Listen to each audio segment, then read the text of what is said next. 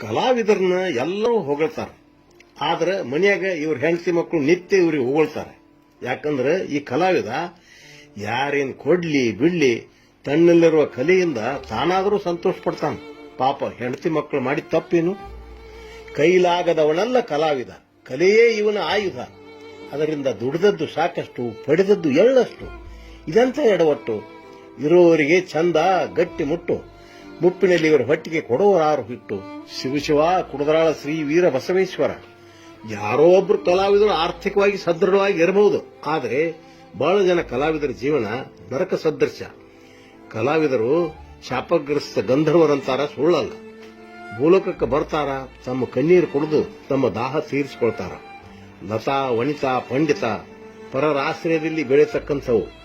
ಹೆಣ್ಣಿಗೆ ಗಂಡಿನ ಆಶ್ರಯ, ಬಳ್ಳಿಗೆ ಗಿಡದ ಆಶ್ರಯ, ಪಂಡಿತರಿಗೆ ರಾಜಾಶ್ರಯ ಬೇಕೇ ಬೇಕು.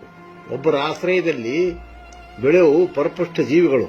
ಕಲಾವಿದರು ಇದೇ ಸಾಲಿಗೆ ಸೇರುತ್ತಾರೆ.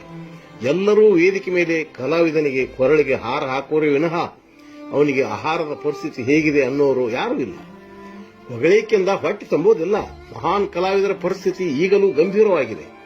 ಬೆಲೆ ಕಟ್ಟಲಾಗದ ಕಲೆಯ ಬೆನ್ನತ್ತಿ ನೆಲೆ ಕಳೆದುಕೊಂಡವರೇ ಹೆಚ್ಚು. ಅಸ್ತವ್ಯಸ್ತ ಕಲಾವಿದರ ಜೀವನ, ಆಲಿಸರಾರು ಇವರ ಆಕ್ರಂದನ. ಜನ ರಂಜಿಸದವರ ಬಾಳು ನಿತ್ಯ ನರಕದ ಗೋಳು. ಇದಕ್ಕಾರು ಹೊಣೆ? ಸರ್ಕಾರವೋ ಸಮಾಜವೋ? ನಕ್ಕವರು ನಗಿಸಿದವರ ಮೇಲೆ ತೋರರೆ ಕಕ್ಕರೆ. ತೃಪ್ತಿ ಇವರಿಗೆ ತುತ್ತನ್ನ ಸಿಕ್ಕರೆ. ಶಿವಶಿವ ಕುಡದಾಳ ಶ್ರೀ ವೀರ ಬಸವೇಶ್ವರ. ಎಷ್ಟೋ ಕಲಾವಿದರು ಬೀದಿ ಹೆಣ ಆಗಿ ಹೋಗ್ಯಾರ. ಜೀವಂತವಾಗಿ ಇದ್ರು ಕೂಡ ಹೆಣದಂತೆ ಬದುಕಾಕತ್ಯಾರ. ಎಂಥವ್ರಿಗೆ ಮಾಶಾಸನ ಮಾಡಕ್ ಕೂಡ ಲಂಚ ಕೇಳ್ತಾರಲ್ರಿ, ಎಂತ ನೀತಿಗೆಟ್ಟವ್ರಿ ಇವರು. ಇಂದು ಸಿನಿಮಾ ರಂಗದಲ್ಲಿ ಸಂಗೀತಗಾರ ಎಂ ಕೀರವಾಣಿ ಹೆಸರು ಕೇಳಿದವರೇ ಇಲ್ಲ. ಅವರ ಸಂಗೀತದ ಗುರುಗಳಾದ ಬಳ್ಳಾರಿ ಜಿಲ್ಲಾ ಸಿರುಗುಪ್ಪ ತಾಲೂಕಿನ ಅಗಸನೂರು ಗ್ರಾಮದ ದತ್ತಾತ್ರೇಯ ಅನ್ನುವರು ಮಹಾನ್ ಕಲಾವಿದರು. ಅಂಥವರು ತಮ್ಮ ಅವಸಾನ ಕಾಲದಲ್ಲಿ ಆರ್ಥಿಕ ಸಂಕಷ್ಟ ಪಟ್ಟದ್ದು ಅಷ್ಟಿಷ್ಟಲ್ಲ. ಕರ್ನಾಟಕ ಶೇಕ್ಸ್ಪಿಯರ್ ಎಂದೇ ಕರೆಸಿಕೊಂಡಂತ ಕಂದಗಲ್ ಹನುಮಂತರಾಯರು ಪಟ್ಟ ಪಾಡು ಅಷ್ಟಿಷ್ಟಲ್ಲ.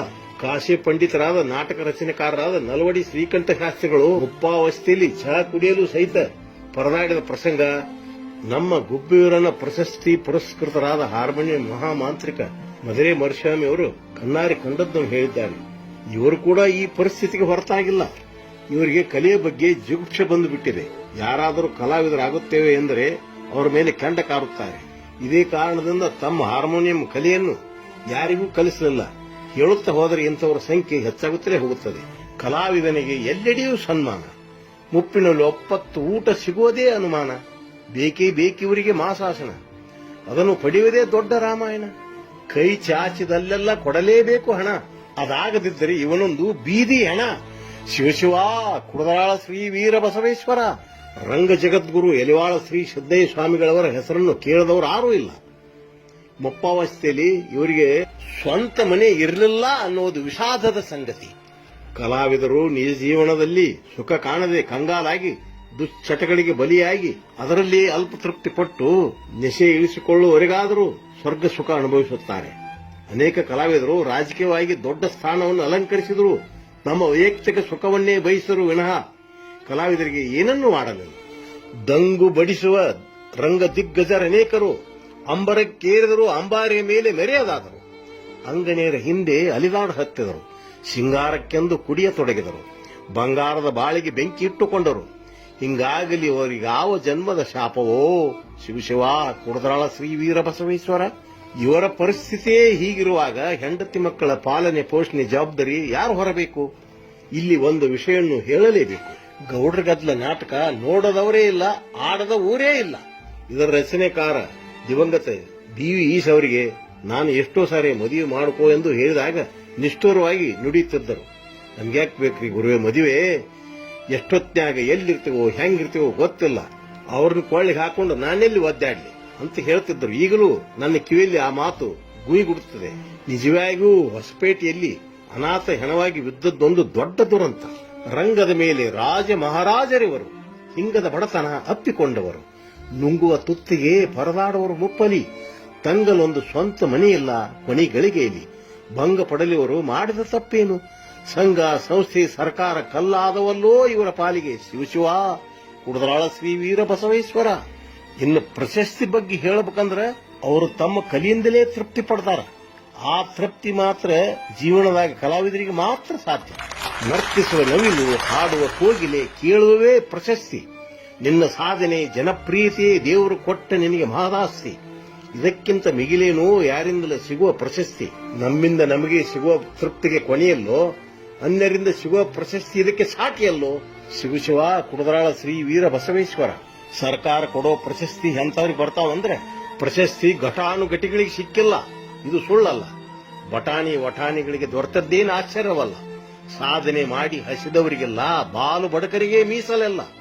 ಆಸೆಯಿಂದ ತಿರುತುರಿಗೆ ಆದರೆ ಸುಸ್ತಿ, ಮಾಡವರಿಲ್ಲೋ ದುರಸ್ತಿ. ಯಾರಿಗೂ ಬರದಿರಲಿ ಇಂಥ ಅವಸ್ಥೆ. ಶಿವ ಕುಡದಾಳ ಶ್ರೀ ವೀರ ಬಸವೇಶ್ವರ. ಇನ್ನ ಕೇಳ್ರಿಲ್ಲಿ, ರಾಜ್ಯ ಪ್ರಶಸ್ತಿ, ರಾಷ್ಟ್ರ ಪ್ರಶಸ್ತಿ, ವಿಧ ವಿಧ ಪ್ರಶಸ್ತಿ. ಅದು ಪಡೆಯಲು ಹಿಡಿಯಲೇಬೇಕು ಕುಸ್ತಿ. ಕೊಡೋರ ಮನೆ ಮುಂದೆ ಮಾಡಬೇಕು ವಸ್ತಿ. ಕೈ ಚಾಚಿ ಕೇಳುವವರಿಗಿಂತ ಕಸಿದುಕೊಳ್ಳುವವರ ಪಾಲು ಈ ಪ್ರಶಸ್ತಿ. ಆಸೆಯಿಂದ ತಿರುತಿರುಗಿ ನೀನಾಗಬೇಡ, ದಂತ ಕಳೆದುಕೊಂಡ ಹಸ್ತಿ. ಶಿವ ಕುಡದಾಳ ಶ್ರೀ ವೀರ ಬಸವೇಶ್ವರ. ಕಲೆಯನ್ನು ಕಾಪಾಡಿ ಬೆಳೆಸದಿದ್ದರೆ ಮುಂದಿನ ದಿನಗಳಲ್ಲಿ ಉಪ್ಪಿಲ್ಲದ ಊಟವೇ ಗತಿ. ಕೇಳ್ರಿ ಈ ವಚನ. ಕಲೆಗೆ ಬೆಲೆ ಕೊಡದ ಸಮಾಜ ಕಳಸವಿಲ್ಲದ ತೇರಂತೆ, ಉಪ್ಪಿಲ್ಲದ ಅಡಿಗೆಯಂತೆ, ತುಪ್ಪವಿಲ್ಲದ ಊಟದಂತೆ, ತಪ್ಪವಿಲ್ಲದೆ ನದಿ ದಾಟಿದಂತೆ, ಸಪ್ಪೆಯಾದ ಜೀವನ ನರಕದಂತೆ, ತಪ್ಪು ಮಾಡದೆ ಶಿಕ್ಷೆ ಅನುಭವಿಸುವವರೇ ಕಲಾವಿದರಂತೆ.